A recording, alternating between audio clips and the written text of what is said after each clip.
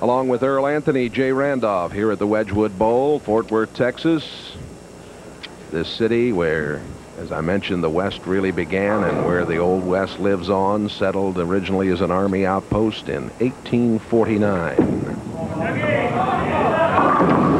And for Kelley's, Doug Laird.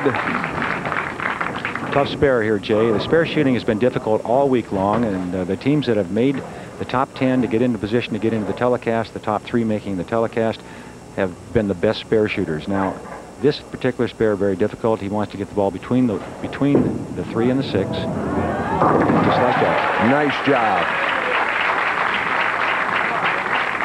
And here's another look at it. Watch the ball between the 3 and the 6. The 6 will take out the 10. That's how it's done. Back again to the left-handers, and they need to get something going. Vince Range has it on the way, and through the middle of the head pin, lucky to break up the split, leaving only the 2, the 4, and of course the 8 pin. And the idea here is to get the ball to cover all 3 pins. You want the ball to hit a lot of that 2 pin so it doesn't deflect and leave the 8. You want the ball to take the 2 and the 8. Be interesting to see how he plays this, whether he tries to hook it into it or go straight. Remember, if he gets it out too far in the oil, it might slide right by. Well done. Well, we've seen some good spare shooting here in the early going. And we've seen some bad spare shooting. That's right. I was going to say, a little mixed bag, isn't it? There's the score at the moment. The Budweisers up by 2. The Budweiser team qualifying with a 192.6 and a 186.2 in the Baker system.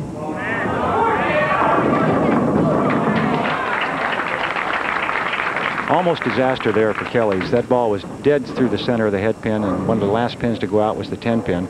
Here's a look at it, and watch the ball go through the center of the head pin, the 4 pin stand, but watch to the right of the screen, and you see the 10 pin, the last pin to go. Easy spare, a lot of ball speed. All you have to do is hit them. You don't have to throw a strong ball. Just hit that 1 pin. Dave Axon picks it up, and look at the... This is a good shot of the chemistry and how important the team bowling aspect is. Neal Campbell now for the Budweisers. Great camaraderie build up on these teams with these fellas. That's right. This young man has a very good game. I like his game. He's stuck at the foul line now. Got that one in the pocket, though. Didn't make any difference about sticking at the foul line. Boy, he really throws a sweeper, doesn't he? He does. And you see him hop at the foul line. He lost his balance a little bit. His heel came down early, made him stick a little bit, but he still rolls it very well. He's got a very strong game, and he's a very accurate player. You see the excitement, as you mentioned there, the players coming off the bench. Once again, Jay Watts. And oh, what a break. Now there's something you won't see very often, and I call that a urethane strike. Watch the head pin. Watch the head pin as the ball hooks in. It goes up in the air and comes down on top. See it come off the wall, come down on top of the 2 and the 8. Very unusual carry.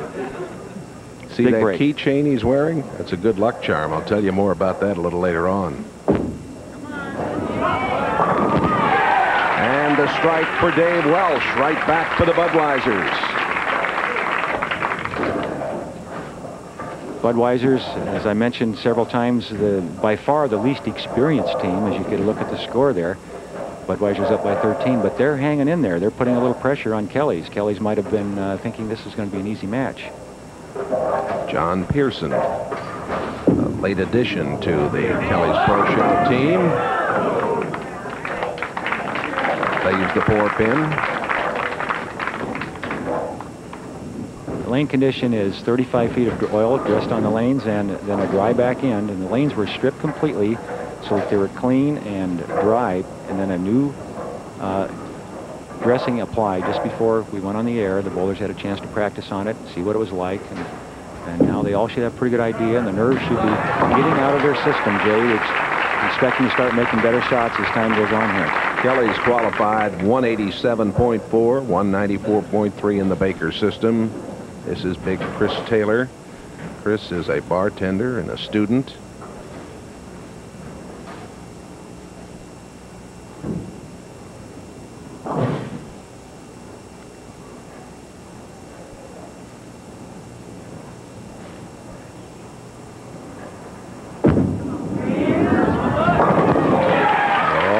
big strike there. And he throws the kind of ball I feel is necessary on tough lane conditions. He has a lot of ball speed, doesn't cross very many boards, keeps the ball on line to the pocket. You get a good look at it here, almost dead on the second arrow. The ball goes long down the lane, keeps it in play, and still hits hard. So the Budweisers now are up by 23.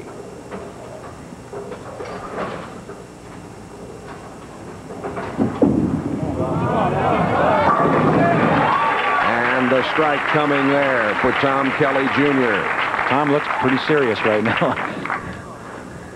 Here's a good look at that. Now watch, the ball goes out near the channel. Tremendous rotation on this.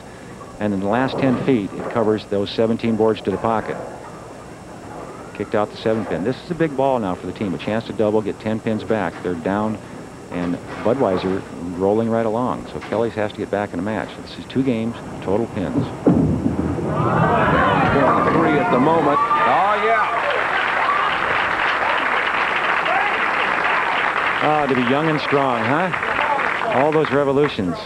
Tremendous power on that ball. Now only down 13. But with Mr. Nix coming up, a chance for them to extend their lead. He is their go-to-it man. He's the guy they count on.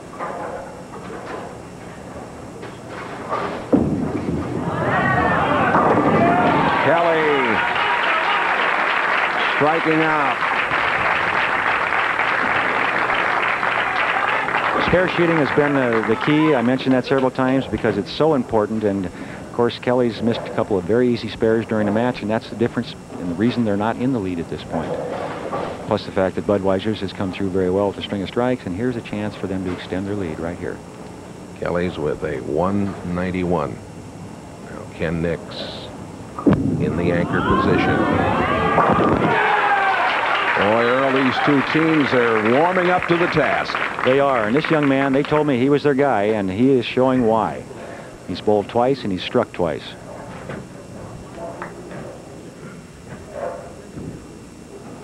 The Baker system. Very difficult. Team competition, very competitive. Pressure on every shot.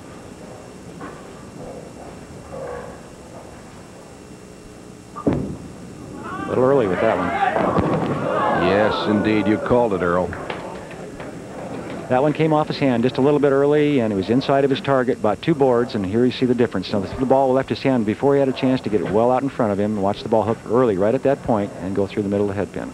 And the 4, 6, 7, 9, 10, they're down there. And the key there, or the most important part of that shot, was the pin count. He loses 5 pins on that string of strikes right there, and he'll probably get 3 out, which would be the smart play. Try to go for the 3. That's exactly what he did, a score of 207. We'll return with more from the National Team Challenge in Fort Worth right after these messages.